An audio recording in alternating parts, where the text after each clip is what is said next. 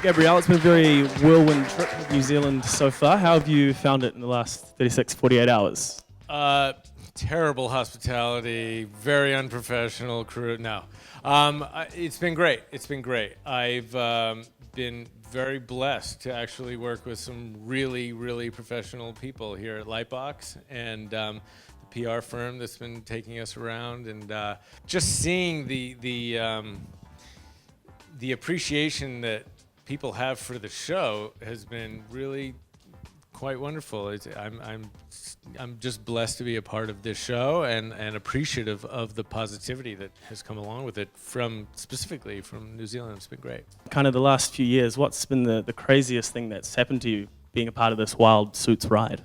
There are people all over the world that really just connect with the character and the show, and there's been just unbelievable positive reactions to it. They're entertained, they're moved, they have a laugh, they are inspired. There are people that come up to me and say, you've inspired me to go to law school and be a solicitor. I don't know if that's a good thing. Did he pass or did he get in correctly or what? Well, I don't know. But no, they've become lawyers. I mean, there are people that have gone through law school, become lawyers already.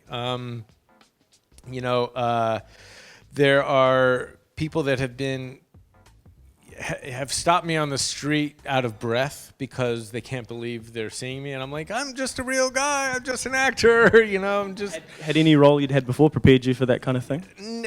You know what?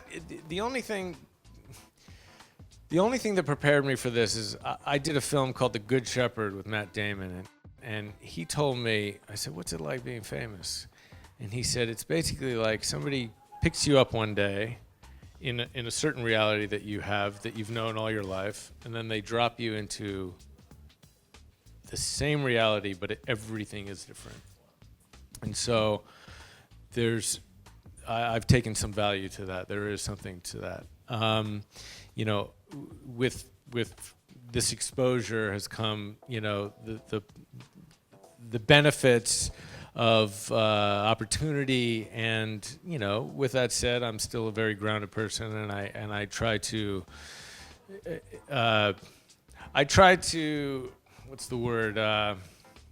Distance? Well, keep some distance from praise and criticism, just to keep me grounded and balanced. So I find that if I can do that, then everything will be all right. But in moments like this, look, I've got again, it's the appreciation here is just great. It's overwhelming, and I appreciate it. Thank you. With great power comes great responsibility.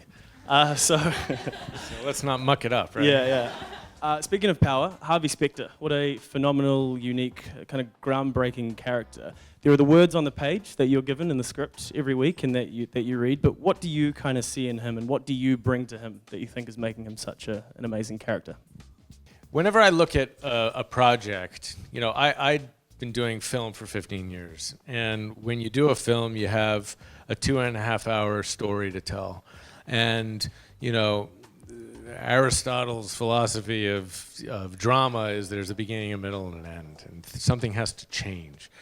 So the character starts out one way, it learns something, and then they change something by the end. And so I was trying to do that all in season 1, and I got a call from the showrunner. I said, Gabriel, what are you doing? You're giving this guy emotion. You're making him sensitive. What are you doing? I was like, well, I got to do something different than just being this. Let's evolve it. Let's take arrogant, harsh, guy with bravado who's just like manipulating everything.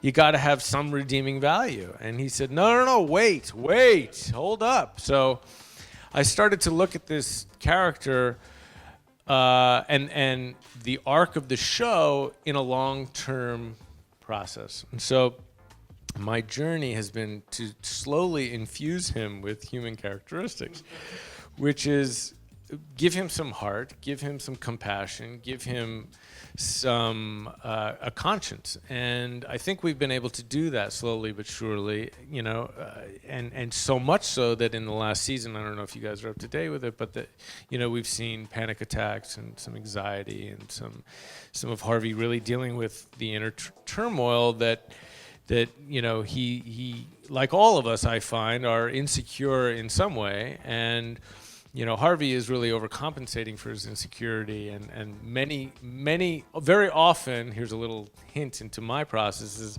I'm trying to be uber confident and show that some of these guys are just, that's their facade, and underneath, we're really struggling underneath. So that's what I've been trying to infuse in this character, is to show the real human side. Now, I understand this is an aspirational show and it's heightened drama, and there is this aspect of them being superheroes. But in this last season, I think we've grounded it in more of this idea where people do make mistakes and they try and redeem themselves somehow. The therapist line, completely. That was the first time we'd kind of seen him in that role and seen him vulnerable. Speaking of Harvey, do you have a favorite Harvey moment or a favorite Harvey line throughout the years? I don't have favorites, but there is a great line where he said, sometimes the good guys got to do bad things to make the bad people pay, something like that. So that was something that rings true for me. That resonated. Yeah, awesome. Well, thank you very much for coming down and having a quick chat. Can I get a huge round of applause for Gabriel Macht?